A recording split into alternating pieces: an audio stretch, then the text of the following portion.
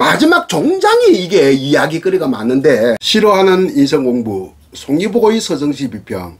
안녕하십니까, 송희복입니다. 오늘은 이수신 장군의 시조 한산섬 달 밝은 밤에를 공부를 할까 합니다. 그러면 먼저 이수신 장군의 시조, 유일한 한글 시조 한 편을 낭독하겠습니다.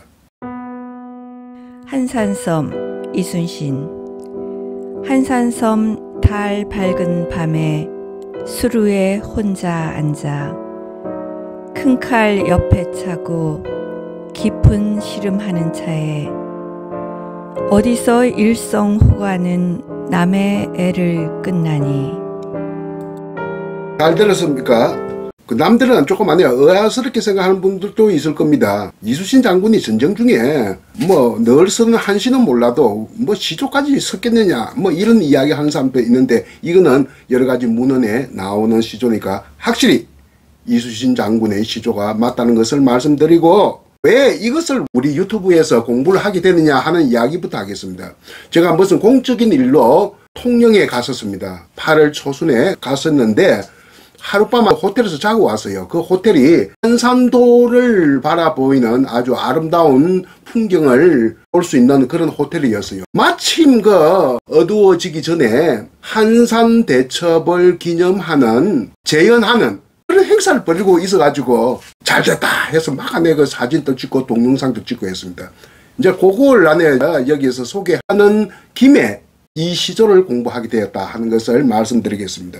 한산섬 달 밝은 밤이라고 하는 시조는 한산 대첩이 일어나던 1592년에 지어진 시조가 아니라 한참 이후에 전쟁 끝날 무렵인 1598년 6년 후의 작품입니다. 그러면 한산도 대첩부터 먼저 이야기해 봅시다. 너무 역사적인 사건이니까요. 우리가 임진왜란이 일어나고 나서 연전연패를 당했지 않았습니까? 계속 지고 있었거든요. 그나마 명나라 군인이 우리를 도와주러 와서 좀 소강 상태에 빠지고 어병들이 막 여기저기서 일어나고, 초창기는 이게 무슨 영문인지 몰라가지고 전부 다 두려워했어요. 조총을 가지고 오니까 떨어보지도 못한 뭐 이상한 안에 무기를 가지고 막 안에 그 소화되는데, 우리 군인들 백성들이 꼼짝달싹을 못하고 굉장히 공포에 빠져 있어가지고, 그러다가 이제 이것도 자꾸 시간이 지나가다 보니까 공포가 계속 생기면 그 공포에 대한 익숙해짐이 또 생기게, 내성이 생기게 됩니다. 그래서부터 이제 전세가 다시 또 역전되기 시작하는데, 역전될 수 있는 전투가 유명한 이수신 장군의 한산도 대첩이었다. 일본은 수력 병진 정책을 취했습니다.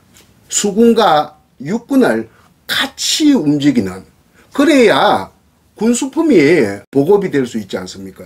남해를 통해서 기역자를 꺾어서 서해로 올라가는 해상 루트를 마련해야 되는데 그냥 통영 앞바다에서 이렇게 막혀버렸으니까 굉장히 일본으로서 난감을 했는데, 그때 토요토미 히데요시가 더 이상 육전에서만 승승장구하지 말고 해로를 뚫으라 엄명을 내렸습니다. 그래서 일본 최정예 해군부대, 그 당시에 수군이라고 했죠, 세 팀을 조합을 해가지고 남해에서 서진하려고 하는데, 그 세 팀 중에 한 팀이 야스하루라고 하는 장군인데, 이 장군은 완전히 그 묻지마 돌격장이다. 요즘 안에 우리나라 축구에서 많이 하는 닭공 입 닥치고 공격해라, 이게 닭공 전술이죠. 용인에서 아주 대성을 거뒀어요. 호남 지방 전라도 의병들이 서울을 탈환하기 위해서 우르르 몰려왔는데 거기에서 용인에서 만나가지고 크게 대성을 거뒀어요. 전라도 의병들도 조총이라는 것을 보지도 못했거든. 그래서 아니 배만큼 나온 사람이 와키사카 야스하루인데, 토요토미 히데요시가 아니야 명령이 떨어지니까 바다로 나아가라, 이제 육전에서는 네가 그만큼 할 만큼 했으니까 해서 바다로 나아가는데, 자기들의 그 배가 그 당시에 김해 앞바다에 있었습니다. 김해가 지금의 김해평야입니다. 김해평야라고 하는 것은 일제강점기에 생긴 평야거든요. 그 당시에 부산과 김해만에 굉장히 넓은 많이 형성되어 있었어요. 거기에 대중소 전함, 군함을 가지고 있었는데, 이걸 이끌고 두 팀하고 같이 연합해서 가야 되는데 지 혼자 간 거예요. 완전히 묻지마 돌격장이니까 닭공. 그렇게 자신만만하게 하다가 앙골포를 지나서 조그만 그 해협, 그러니까 통영과 거제도 사이에 그 해협에서는 도저히 안에 그래서 싸울 수가 없고 통영과 거제도 사이에 좁은 해협은 얕고 또 그래서 우리가 이기더라도 육지로 도망가기 쉽고 해서 그냥 안에 끌어들이기 위해서 유인하기 위해서 처음에 몇 척이 지는 척하고 한산도 앞바라는 좀 넓은 공간이니까 그걸로 사 왔습니다. 오니까 막 기가 오를 대로 오른 이 와카사키 전함에 막 빠른 속도로 공격을 해오는데 갑자기 돌아서면서 항날개처럼 형태로 반격을 했습니다. 반격을 하고 도망 못 가게 철조망 뭐 쇠스랑 뭐 이런 것을 던져가지고 왜군의 객군들이 너무 못 잡게 딱 가둬놓고 파기치는 포위하는 전술이거든요. 막 공격을 가하니까 힘이 빠졌어. 많은 왜군들이 앞뒤도 생각하지 않고 바닷속을 뛰어내가지고 익사한 사람이 대부분이고 그 중에 와키사카의 안에 그 똑똑한 부장 3명이 죽습니다. 와키사카 야스하루는 살았지만 그 똑똑한 부장 한 사람은 토요토미 히데요시가 굉장히 총애하는 부장이었어요. 해적 출신인데 다 이름이 있어요. 그래 이름까지 제가 또 기억할 필요가 있겠습니까? 그 사람도 성이 와키사카입니다. 서로 안에 인척관계 아니에요. 그리고 선장도 유명한 사람인데 그 사람은 어디로 도망을 가느냐 하면 한산도, 이수신 장군은 한산섬이라고 했습니다. 우리말로 한산도로 도망갔는데 그때 도망갈 때 왜군이 한 300명 되었다고 합니다. 그리고 막 공격을 했는데 한 4,000명 중에서 사람 수는 한 3,000여 명이 죽었을 것이라고 추정을 하고 있고 그리고 이틀 후에 그 뒤에 또 다른 두 팀이 있었는데 그 두 팀과 앙골포에서 또 하나의 해전이 벌어졌습니다.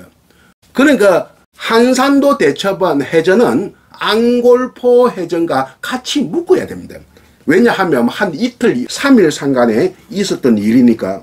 이에 대한 전황은 일본 기록, 한국 기록도 많이 나타나 있지만 특히 고니시 유키나가의 그 천주교 신자거든요. 종군한 포르투갈의 선교사 루이스 프로이스가 기록한 이 기록이 포르투갈어로 기록해가지고 본국에 보고한 것이 십수년 전에 책으로 나왔는데 복권 책은 아닙니다만 그 중에서 임진왜란과 관계 있는 것만 뽑아가지고 이렇게 번역이 되었습니다. 이게 아주 객관적으로 설명을 하고 있습니다. 조선군은 하약으로 공격을 해서 일본군을 괴롭혔다는 것. 일본군이 노를 저어서 도망가지 못하도록 튼튼하게 생긴 갈고리와 쇠사슬을 던져서 움직이지 못하고 그러면서 하객진이라는 말 안 나옵니다만 포위했다. 그리고 도라노스케 부대는 도라노스케는 가토 키요마사입니다.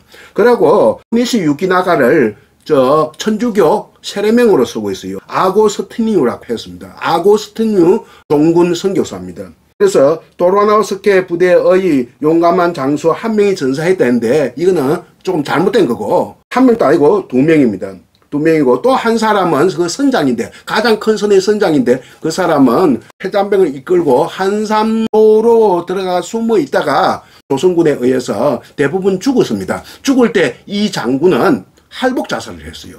할복 자살을 했고 그런데 총대장인 와키사카 야스하루는 무인도에 숨었어요. 혼자.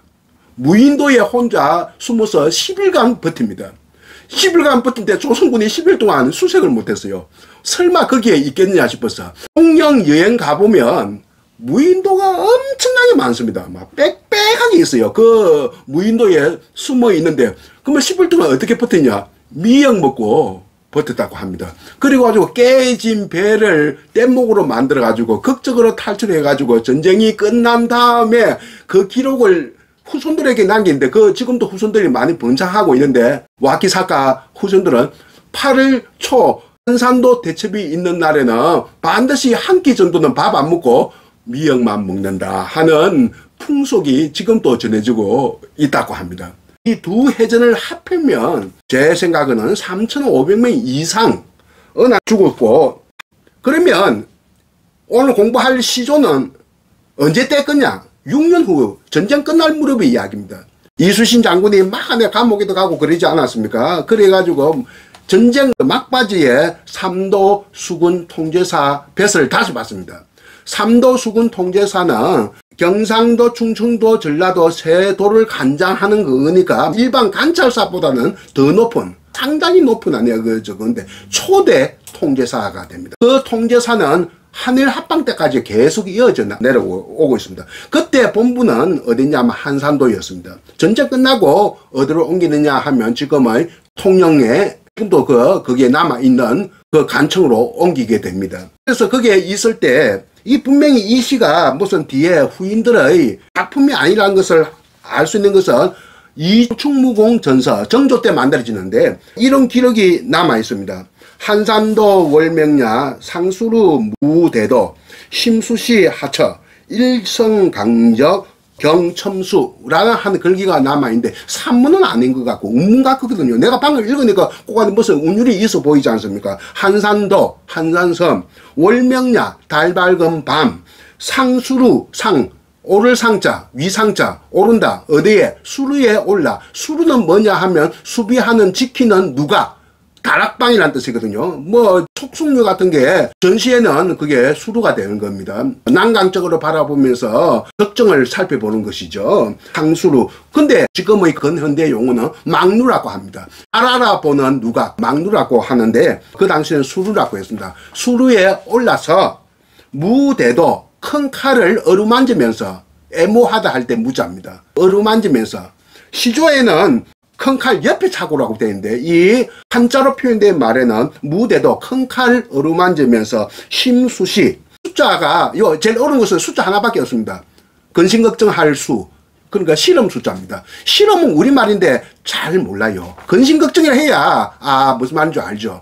깊을 심자 깊은 실험 깊은 근심걱정 하는 때 시자 하처 어느 곳 하처 일성강정 시조에는 일성호가래 되는데 일성강정 한소리 한가랑 강정 오랑캐 피리 소리가 들려오는데 이것이 오히려 경 하는 것은 다시경자인데 오히려 도리어 혹은 게다가 다시금 첨수 실험을 근심걱정을 더하더라 첨가하더라 다시금 실험을 더하더라 다시금 근심걱정을 첨가하더라 경첨수 이것이 분명히 있으니까 이 시조는 확실히 후에 청구영언 해동가요 고공가곡 전부 다 시조 형식으로 기록이 되어 있습니다. 그러니까 이순신 장군이 시조로 지었다. 시조를 지었는데 한글로 뭐 표현이 잘 안 되니까 옛날 사람들은 이렇게 한자로 써놓은 것이 뒤에 구전이 되든 뭘 하든 해가지고 다시 시조집에 옮겨진 겁니다. 한산도라고 하지 않고 이순신 장군 한산섬이라 했네요. 우리말로 사랑했네요. 한산섬 달 밝은 밤에 그러니까 보름 가까운데 수루에 망루에 혼자 앉아 홀로 앉아 큰 칼 아까 대도라고 하지 않았습니까? 옆에 차고 어루만지면서라고 했습니다. 깊은 실험하는 차에 깊은 실험하는 때에 마지막 종장이 이게 이야기거리가 많은데 간단하게 설명하겠습니다. 어디서 일성호가는 남의 애를 끝나니 일성호가 이게 대부분 사람들 책에 보면 피리수라고 되어 있거든요. 왜? 가짜가 피리 가짜로 이해하고 어떤 사람은 노래 가짜로 생각하는 사람이 있는데 노래 가짜도 이게 문맥상 틀린 건 아닙니다. 한피리 소리 일자가 있으니까 한피리 소리 어디서 한피리 소리는 남의 애를 애간장 창자를 끝나니 슬퍼한다. 슬픔을 말 때 단장이라고 해요. 단장의 미아리 고개 애를 끊는다 그 말이거든요. 단장의 미아리 고개라고 하는 옛날 노래가 있지 않습니까? 피리 소리는 단장의 슬픔을 단장의 감정을 나에게 부여한다 그 뜻입니다. 한피리 소리는 하면 틀린 것은 아니지만 정확하지는 않다. 일성호가가 뭐냐 하는 겁니다. 일성호가 일성 한 소리니까 한가락 소리 하는 한가락입니다. 옛날 사람들 우리는 또 가락이라 안 하고 자락이라고 하죠. 한자락 해봐라 노래 한자락 해봐라 한자락이든 한가락이든 일은 한이고 성은 소리고 소리인데 여기는 악기 소리지 노래 소리가 아니고 악기 소리죠. 일성호가 호가를 오랑캐 호자 이 가자가 호적이라고도 합니다. 적자는 확실하게 피리 적자입니다. 왜 오랑캐 필이냐 오랑캐 가냐 하는 겁니다. 이게 사람들 몰라서 하는 이야기인데 나는 중편소설 진시황에 대한 그短篇소설, 역사소설 쓴 게 있어서 진시황에 관련된 책 20권을 읽은 사람은 잘 압니다. 진시황 시대에 이미 호가라고 하는 악기가 있었어요. 호가가 뭐냐 하면 저 호자가 오랑캐 호자인데 서역, 뭐 북쪽 오랑캐, 동쪽 오랑캐, 남쪽 오랑캐 다 있지 않습니까? 서쪽, 그러니까 지금 말하면 신장 위거르 자치주에서 우즈베키스탄까지의 그 권역에 있는 서역권에 많은 악기들이 진시황 때 이미 들어왔어요. 많이 들어왔어요. 그 들어올 때 그게 호가라고 하는 것이 문헌에도 나옵니다. 그러니까 서역에서 온 간악기다. 피리도 간악기지만 이거는 사실은 피리보다는 나팔에 가까운 간악기다. 나팔은 또 우리나라에서 나발로 이렇게 말이 바뀝니다. 그래서 나발 불지 마라 하는 것은 너무 떠들지 마라 그 말을 하거든요. 이것은 피리로 보면 안 되고 나팔형, 피리형으로 보지 말고 나팔형으로 보는데 이게 뭐냐 호가가 점잖은 국악 용어로 하면 태평소고 통속적으로는 뭐라고 하느냐 하면 날라리라고 합니다. 우리나라에서 날라리. 날라리 할 때 날, 랄, 리얼 됩니다. 그러니까 리얼이 3번 반복돼요. 날라리. 니언으로 시작해서 리얼 3번 반복되는 것이 정확한 맞춤법입니다. 날라리. 이 소리가 음이 굉장히 높습니다. 높고 음량이 크고 음감은 맑고 가볍습니다. 그래서 맑고 가볍다고 해서 사람의 언행이 가벼운 사람을 날라리라고 합니다. 공속적으로는 날라리지만 우리 음악적 정세에는 엄청난 영향을 끼쳤고 이 태평소는 서역 태평소, 서역 호가, 중국 호가하고 또 다른 우리의 소리로 오랫동안 천수백 년 동안 토착화 되어 와서 우리 트로트 음악 중에서 신민요와 관계되는 연주의 날라리 그 태평소 소리 없는 게 없습니다. 태평소 소리가 있어야 한국적인 정서를 담는다. 그리고 대금 소리, 그리고 가야금 소리. 적어도 요 3개가 있어야 한국적인 음악적 정서를 담는다. 그러면 우리나라는 이 안에 그 태평소를 무엇으로 주로 쓰느냐? 소리가 음량이 크기 때문에 군악기 용어로 쓴 겁니다. 군악기 용어로 써서 그때 이수신 부대에는 아주 그 다양한 특기가 있습니다. 가장 고생하는 사람이 누군지 아십니까? 바로 눈으로 볼 수 없는 배 밑바닥에서 노젓는 사람, 그것을 객군이라고 합니다. 객군이라고 하면 같이 객군이 막 하면 빠르게 앞전진하고 오른쪽으로 이렇게 돌리려면 오른쪽 객군만 노젓고 왼쪽은 그때 쉬어야 됩니다. 왼쪽으로 돌리면 왼쪽 객군이 이렇게 노를 젓는데 지휘하는 사람도 있어요. 이것을 객군이고 또 음악 소리만 내는 나팔 푹 치는 사람도 있고 태평소 소리 그 울리는 사람도 있고 이것을 뭐라고 하는지 나 아직까지 발견을 못했어요. 무슨 악수라고 하는지 모르겠어요. 음악 할 때 악수. 그래 이런 여러 가지 안에 전문화 그게 있어요. 타살 쏘는 사람, 대포 쏘는 사람.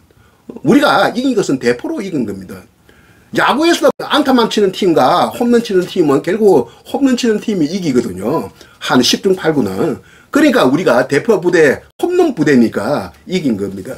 그렇게 됐고 그래서 일성호가는 좀 정확하게 좀 알았으면 좋겠다. 전부 다 피리 소리를 하는데 사실은 나팔 소리, 태평소 소리, 우리말로 하면 날라리 소리, 한가락 날라리 소리에 나무의 애를 끝나니 태평소 소리가 굉장히 그 슬픔을 자극하는 그런 음악 소리를 내거든요. 여러분들 잘 들어보면 그 느끼실 겁니다. 앞으로 좀 피리 소리 좀 하자 안 했으면 한국에도 다 피리 소리예요.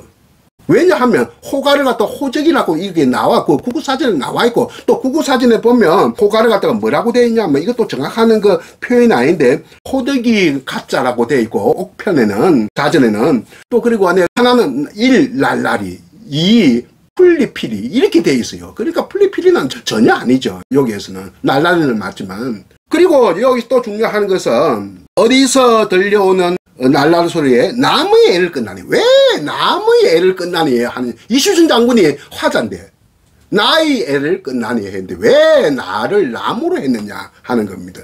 그러니까 자신을 타자화한 거 아닌가? 뭐 그것보다는 그것도 틀린 말은 아니지만 더 정확한 것은 화자 나의 관점에서 보지 않고 연주자 미지의 연주자 관점에서 봤기 때문입니다. 그러니까 나와 남의 경계를 해체하고 있다.